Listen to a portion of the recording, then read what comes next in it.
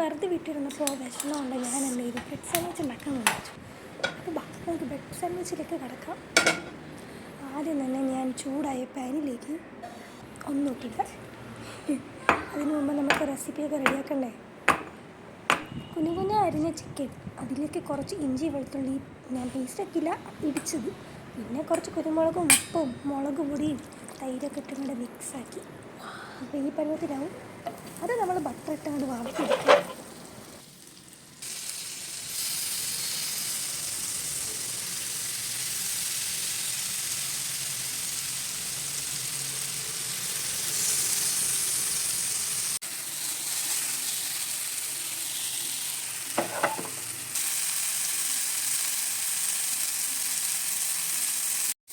ഇനി അടുത്തത് ഈ മുട്ട വറുത്തെടുക്കാമെന്ന് വിചാരിച്ചു. മുട്ട ഇരിപ്പുണ്ടായിരുന്നു. പിന്നെ അതിൻ്റെ കൂടെ കുറച്ച് ചീസും ഇട്ടു.